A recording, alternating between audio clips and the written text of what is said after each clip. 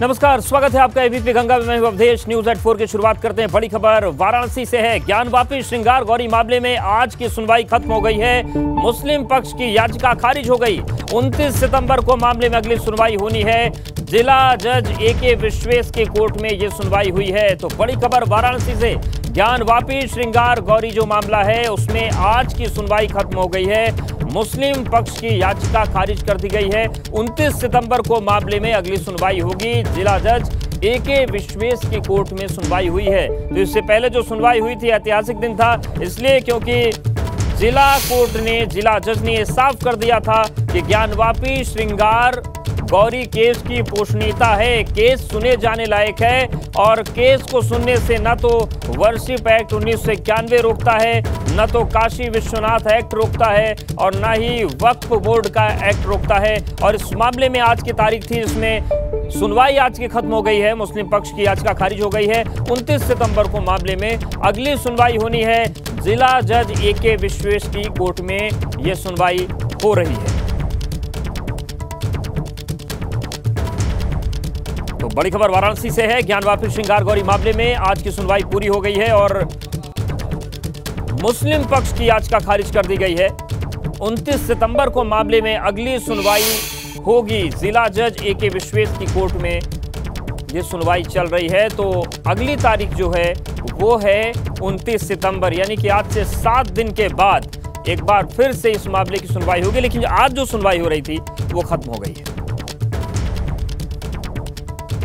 तो बड़ी खबर वाराणसी से है। ज्ञानवापी श्रृंगार गौरी केस के मामले में यह तय होने के बाद कि इस केस की पोषणीयता है, ये केस सुने जाने लायक है, उसके बाद आज पहली सुनवाई हुई, पहली तारीख लगी थी और आज की सुनवाई खत्म हो गई है।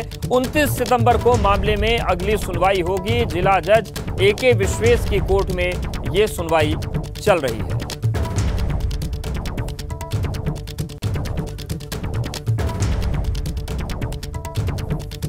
तो अगली तारीख 29 तारीख है, यानी कि एक हफ्ते के बाद, 7 दिन के बाद ज्ञानवापी श्रृंगार गौरी केस मामले की अगली तारीख लगी है। जो आज सुनवाई हो रही थी वो सुनवाई पूरी हो गई है। आज की सुनवाई खत्म हो गई।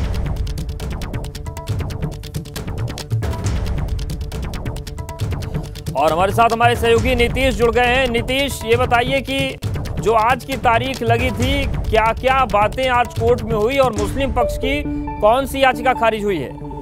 देखिए, मुस्लिम पक्ष ने जो 8 हफ्ते का समय मांगा था इस पूरे मामले को लेकर, उस मामले को पूरी तरह से कोर्ट ने यहाँ पे अस्वीकार कर दिया। और अब हिंदू पक्ष की ओर से जो 2 याचिकाएं लगाई गई है, इसमें अगर बात करें तो जो लोग अतिरिक्त तौर पर इससे जुड़ने का प्रयास कर रहे थे उनके बारे में है। इसके अलावा अगर बात करें तो आने वाले दिनों में वहां पर एक और सर्वे, अगर बात करें तो जो दीवार नीचे की बताई जा रही है, जो तहखाना है, उसको हटाने की बात है। और इसके साथ ही जो शिवलिंग मिला है उसकी कार्बन डेटिंग कराई जाए। इन सारी मांगों को लेकर 2 और एप्लीकेशन लगाई गई है। अब 29 को इसकी पर सुनवाई होनी है। फिलहाल जिस तरह के कयास थे कि आज के दिन जिस तरह से 8 हफ्ते का समय मुस्लिम समाज ने मांगा था, मुस्लिम समुदाय ने मांगा था, उस पर सुनवाई हो गया और सुप्रीम कोर्ट के आदेश का हवाला दिया था। अब ऐसी स्थिति में कहीं ना कहीं सुप्रीम कोर्ट का जो आदेश का हवाला दे रहा था मुस्लिम पक्ष, उसको मान्य नहीं किया गया है। जिला अदालत ने साफ तौर पर इस पूरी याचिका को निरस्त कर दिया है। और अब आगे आने वाले दिनों में हिंदू पक्ष की 2 एप्लीकेशन पर सुनवाई होनी है। 29 तारीख इसकी डेट पड़ी है। और धन्यवाद नीतीश, आपका जानकारी और अपडेट्स को देने के लिए। और चलिए अब सितंबर में कुदरत के सैलाबी सितम की बात करते हैं। यूपी में आज जमकर बरसात हुई। कई शहरों में जलभराव के हैरान करने वाली तस्वीरें आई और इस दौरान क्या इंसान और क्या बेजुबान, हर कोई परेशान नजर आया।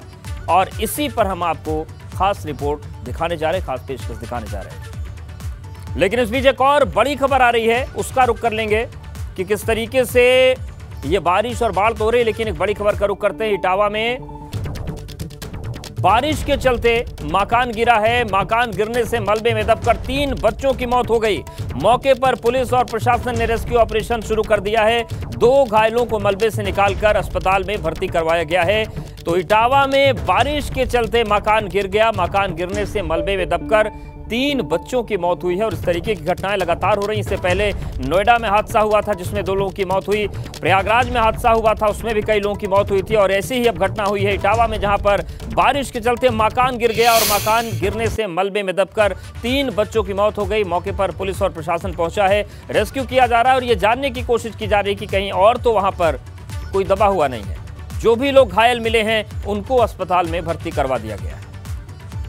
तो देखिए 2 तस्वीरें हम आपको दिखा रहे हैं घटनास्थल की, जहां पर भारी भीड़ नजर आएगी लोगों की, और आप देखिए दूसरी तस्वीर रेस्क्यू ऑपरेशन की, क्योंकि इस तरीके के जो हादसे होते हैं केवल पुलिस और प्रशासन के बस के नहीं होते हैं। जो पुलिसकर्मी हैं उनके साथ ही साथ स्थानीय लोग, आसपास के लोग भी मदद कर रहे हैं इस रेस्क्यू में, मलबे को हटाने में, ताकि जल्द से जल्द फंसे हुए लोगों को बाहर निकाला जा सके।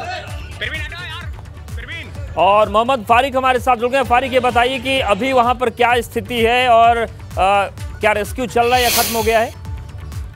देख बता दूं, ये दोपहर में जब ये हादसा हुआ तो उसके बाद जितने भी घायल लोग थे वहां से रेस्क्यू करके लोगों को जिला अस्पताल पहुंचाया गया, जहां बड़ी बेहद दुखद घटना हुई। शहर में एक बार फिर से 3 बच्चों की मौत हो जाती है। बाकी जो घायल है उनको उपचार चल रहा है। रेस्क्यू पूरी तरह से अभी समाप्त हो गया है और जो आसपास के लोग हैं वहां से लोगों को खाली करा करके उनको सुरक्षित जगह पर भेज दिया गया है। जी फारिक, ये बताइए कि ये मकान जो था पहले से बहुत ज्यादा जर्जर था या फिर बारिश को ये झेल नहीं पाया, ये घटना हो गई? नहीं, ये पहले से ही जर्जर था, कच्चा मकान था। या किराए में जो आरिफ रह रहा था उसने बताया कि किराए के मकान में रह रहे थे। बरसात से पहले से वो बराबर मकान मालिक से कह रहा था कि इसको ठीक कराया जाए, लेकिन उसको लेकर के कोई व्यवस्था नहीं की जाती है। मकान मालिक की तरफ से एक पॉलिथीन दे दी जाती है छत पर डालने के लिए। आज सुबह जब आरिफ घर से निकलता है तो बता रहा था कि पानी बराबर, जो रात से बराबर पानी गिर रहा था, बारिश हद से पानी से छू रहा था। और सुबह से निकलता है, घर में उसकी पत्नी थी, बच्चे थे। बिल्कुल, और ये हादसा हो गया, बेहद दुखद हादसा हुआ है। शुक्रिया आपका जानकारी के लिए। वहीं जालौन में भी बारिश के चलते पुरानी बिल्डिंग गिरने से 2 मंजिला बिल्डिंग गिरने से हादसा हो गया। 72 घंटों से यहां पर बारिश चल रही है, मूसलाधार बारिश हो रही है और मलबे में दबकर लाखों रुपए का सामान बर्बाद हो चुका है। तो जालौन में भी एक पुरानी इमारत गिरी है, 2 मंजिला बिल्डिंग धराशायी हो गई तेज बारिश की वजह से। 72 घंटे से यहां पर लगातार बारिश चल रही है, यानी कि 3 दिन हो गए मूसलाधार बारिश का दौर चल रहा है और उसी दौरान ये बिल्डिंग गिर गई है। हालांकि राहत की बात ये रही कि इसमें किसी की जान नहीं गई। हमीरपुर में भी बारिश के चलते मकान गिर गया, हादसे में एक महिला की मौत हुई है। पुलिस ने महिला को शव को पोस्टमार्टम के लिए भेज दिया है। तो हमीरपुर में भी हादसा हुआ है, तेज बारिश के चलते मकान गिर गया और इस मलबे में एक महिला दब गई जिनकी मौत हो गई। प्रशासन और पुलिस को सूचना दी गई, मलबे से महिला को बाहर निकालकर अस्पताल ले जाया गया, लेकिन उनकी मौत हो चुकी थी। अब फिलहाल जो शव है पोस्टमार्टम के लिए भेज दिया गया है। तो बुंदेलखंड के 2 जिले जालौन और हमीरपुर, दोनों ही जगहों पर तेज बारिश के चलते मकान गिरने के हादसे हुए हैं। हालांकि जालौन में किसी की जान नहीं गई, लेकिन हमीरपुर में जो मकान गिरा है, यहां पर एक महिला की जान चली गई।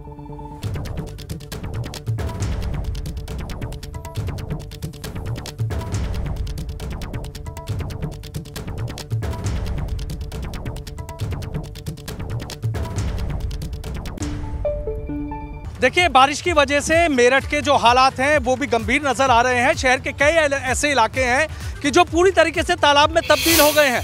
पश्चिम से पूरब तक आप देख रहे हैं कि बारिश का कहर देखने को मिल रहा है। और ये तस्वीरें आप देख लीजिए, मैं किसी तालाब में नहीं खड़ा हूँ, मैं खड़ा हूँ मेरठ की 150 फीटा रोड है और यहाँ अंजुम पैलेस से ये सीधा दिल्ली रोड को जोड़ने का काम करती है। मैं अपने कैमरामैन सत्येंद्र से कहूँगा, सत्येंद्र जरा दिखाएं।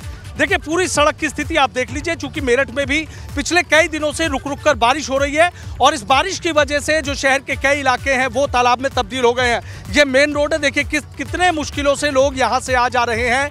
नगर निगम के अधिकारियों से कई बार फरियाद लगाई गई, कई बार गुहार लगाई गई, लेकिन कोई सुनने वाला नहीं है और मजबूरी में लोगों को सबसे ज्यादा दिक्कतें इस इलाके के लोगों को उठानी पड़ रही है। और शहर के तमाम ऐसे इलाके हैं कि जहाँ इसी तरीके से जल भराव है।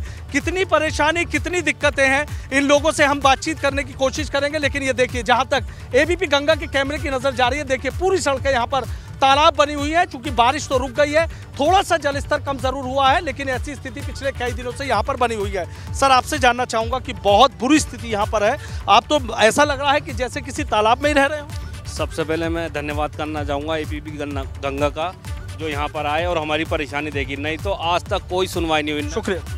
नगर निगम में हमने कई बार इसकी शिकायत करी, यहाँ से आगे कब्रिस्तान भी है। इस रास्ते से होकर जो है आदमी निकलते हैं और आगे जो है गर्ल्स कॉलेज भी है, जिसमें महिलाओं को और जो है लड़कियों को इतनी परेशानी होती है जो इस रास्ते से होकर निकलती है। लेकिन यहाँ पर एक नरकीय ज़िंदगी जी रहे हैं। यहाँ पे हमारी कोई सुनवाई नहीं, कोई कहने वाला नहीं, कोई सुनने वाला नहीं। कोई कहने वाला नहीं, कोई सुनने वाला नहीं है। मार्बल मंडल के जो अध्यक्ष हैं इमरान खान जी। इमरान जी, यहाँ तो देखा मार्बल का बड़ा कारोबार है, कैसे रह रहे हैं? घुटनों तक पानी है। पहले मैं धन्यवाद करना चाहूँगा अपने माननीय योगी जी मुख्यमंत्री जी का, जिन्होंने हमारे प्रदेश को पूरे देश के अंदर नंबर 1 बनाया है। और मैं थोड़ा कैमरामैन से आपकी एक रिक्वेस्ट करूँगा, एक बार फिर ये हालात दिखाएं कि हम किस तरह के नंबर 1 प्रदेश में रह रहे हैं। और यहाँ के जो नरकीय हालात हैं उससे आपको मैं रूबरू कराता हूँ। यहाँ से महज 200 मीटर की दूरी पर एक कन्या महाविद्यालय है और उससे 200 मीटर की दूरी पर एक राजकीय कन्या इंटर कॉलेज है। और छात्राओं के लिए मुख्य मार्ग यही है और यही वो मार्ग है जो लिसाड़ी रोड को, एक बड़ी आबादी को, शहर को दिल्ली रोड से जोड़ता है।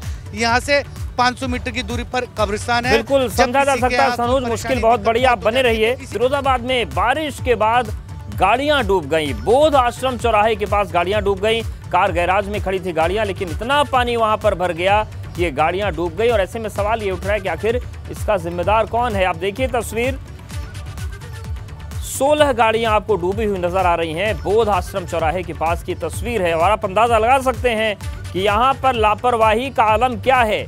यहाँ का प्रशासन कितना झूठ बोलता है, इतना झूठ बोलता है कि उस झूठ में गाड़ियां डूब जाती है। आप इसको पानी मत मानिए, झूठ है प्रशासन का, क्योंकि बारिश के पहले बड़े बड़े दावे होते हैं, करोड़ों रुपए खर्च हो जाते हैं नालों की सफाई के नाम पर, लेकिन वो सफाई का पैसा कौन खा जाता है इसका जवाब तो आज तक नहीं मिला। लेकिन ये जो सफ़ेद झूठ होता है, आप ये थोड़ा मटमैला झूठ भी देख लीजिए। ये प्रशासन के झूठ में गाड़ियाँ डूबी हुई हैं।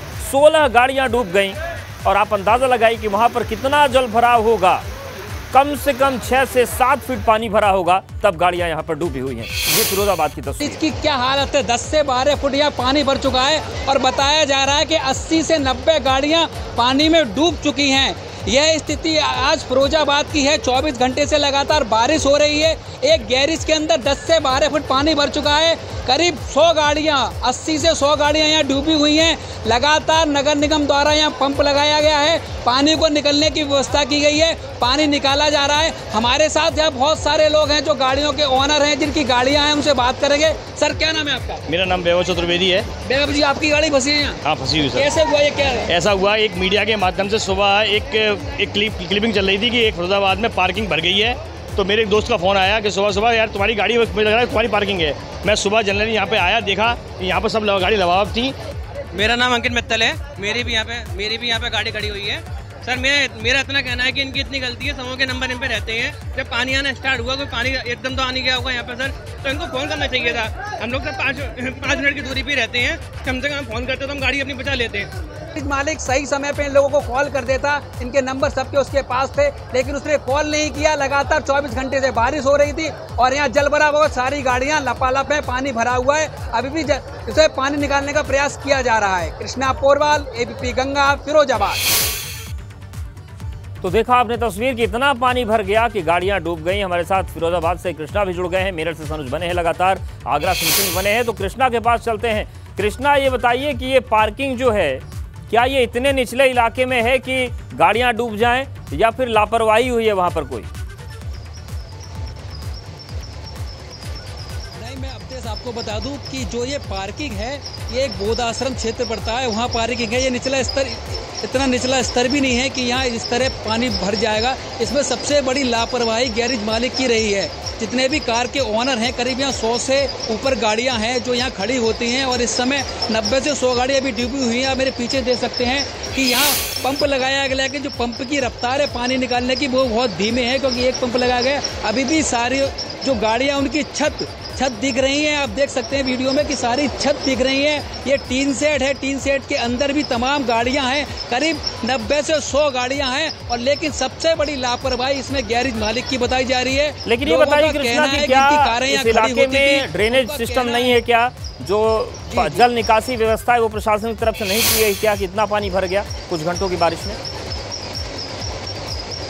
नहीं, जल निकासी की व्यवस्था यहाँ नगर निगम से कोई नहीं है। अगर नगर निगम से व्यवस्था होती तो इतना जल भराव नहीं होता। ऐसे फिरोजाबाद जिले में तमाम ऐसे इलाके हैं जहाँ बाढ़ जैसी स्थिति है, 24 घंटे लगातार बरसात हुई है और यहाँ बाढ़ जैसी स्थिति है। अगर उर्दू नगर की बात करें तो वहाँ घर लोग छोड़कर चले गए हैं, छत पर रहकर खाना खा रहे हैं, छत पर रहकर अपना गुजारा कर रहे हैं। बिल्कुल कृष्णा, और जब इस तरीके के अधिकारी होना तो फिर घर छोड़कर चले जाने में भलाई होती है। आज गाड़ी डूबी है, कल को पूरे घर डूब जाएंगे, उसमें लोगों की मौत हो जाएगी। नितिन, बताइए आगरा में क्या तस्वीर है? स्मार्ट सिटी तो बहुत सुनने को मिलता है, बड़ा सुन के अच्छा भी लगता है। स्मार्टनेस बची है कि इधर भी खत्म है? देखिए बिल्कुल, देखिए आगरा स्मार्ट सिटी का जो हिस्सा है, जहां स्मार्ट सिटी प्रोजेक्ट चल रहा है, वहां किस तरीके से एक बड़ी बारिश ने कहा जाए पूरी ड्रेनेज सिस्टम का कहा जाए उसकी बदरंग तस्वीर मैं आपको तस्वीरों के जरिए दिखाना चाहता हूं कि ये जो शमशाबाद फतेहाबाद रोड का जो कनेक्टिंग रोड है, वहां किस तरीके से बड़े बड़े गड्ढे और लगातार जो बारिश हुई है उससे पूरी तरह से सड़कें उखड़ी पड़ी हुई हैं। आगरा की ज़्यादातर सड़कों पर इस समय गड्ढे नज़र आ रहे हैं, वाटर लॉगिंग नज़र आ रही है और एक तस्वीर जो आप देख सकते हैं किस तरह से इस रोड पर बारिश ने जगह जगह गड्ढे कर दिए हैं। दूसरी तरफ मैं चाहूँगा अपने वीडियो जर्नलिस्ट से किस तरीके से यहाँ कहा जाए जो भी गाड़ियाँ गुजर रही हैं, गाड़ियों के खराब होने के ज़बरदस्त चांसेस रहते हैं। घुटनों तक यहाँ पानी भरा हुआ है और जो तमाम जो नाले हैं पूरी तरह से ओवरफ्लो चल रहे हैं। सवाल ये है कि जो स्मार्ट सिटी का जो प्रोजेक्ट का हिस्सा जो आगरा के जिस इलाके में चल रहा है वहाँ ये हाल है, इससे समझा जा सकता है कि क्लीन आगरा नवीन आगरा जो नाम दिया गया है, नवीन आगरा नवीन जैन ने अपने चेहरे चमकाने के लिए उसकी कहा जाए पूरी तरह से पोल खुलती हुई यहाँ नज़र आ रही है। ज़बरदस्त स्थिति खराब है और आगरा की तमाम जो कहा जाए प्रमुख मार्ग हों या कहा जाए जो कनेक्टिंग रोड्स हों, वहाँ किस तरह की स्थिति है। कुछ लोग हमारे साथ हैं, आप बताइए कैसे रह लेते हैं आप इतने बड़े बड़े गड्ढों में और ऐसे वाटर लॉगिंग हो रह कैसे लेते हैं भैया, मजबूरी है। यहाँ आए दिन रोज हादसे हो रहे हैं, कभी बच्चे जो स्कूल जाते हैं वो गिरते हैं साइकिल लेके, बाइक वाले हैं, 4 व्हीलर वाले हैं, कभी टायर फट जाता है। यहाँ रोजाना का हादसा है, कोई सुनने को तैयार। आप सुबह से लगातार वाटर लॉगिंग? हाँ, हमें जब से बारिश शुरू हुई है जब से ही भरा हुआ है यहाँ पानी, और ये रोड इसी बार बनी थी और फिर टूट गई। फिर टूट गई? तो यानी कुल मिला के एक तरफ गड्ढे दूसरी तरफ रोड को बने हुए अभी 1 साल भी नहीं हुआ है, उससे पहले ये टूट गई है रोड। आप समझ सकते हैं कि इस समय आगरा के जो लोग हैं वो दोहरी परेशानी। नितिन, समझा जा सकता है कि अगर रोड को बने 1 साल भी नहीं हुआ और इस तरीके से बिखर जाती पहली बारिश में, तो फिर ठेकेदार ने क्या किया होगा और उस पर कितने लोगों की कृपा होगी। और ऐसे कृपा पात्र पकड़े नहीं जाते हैं और स्मार्ट सिटी का कबाड़ा हो जाता है। और छोटे शहरों की बात करें, कृष्णा के शहर में तो सैकड़ों गाड़ियां डूब गई, तो ये स्थिति है। और ऐसे ही जब लापरवाहियां होती तो जनता को झेलना पड़ता। आप तीनों का बहुत शुक्रिया हमारे साथ जुड़ने के लिए। तो ये तस्वीर है, कुछ घंटों की बारिश ने विकास के दावों की पोल खोल दी है। सवाल ये है कि बड़े बड़े जो दावे होते हैं और दावों के नाम पर पैसा खर्च होता है, वो आखिर कौन निगल जा रहा है?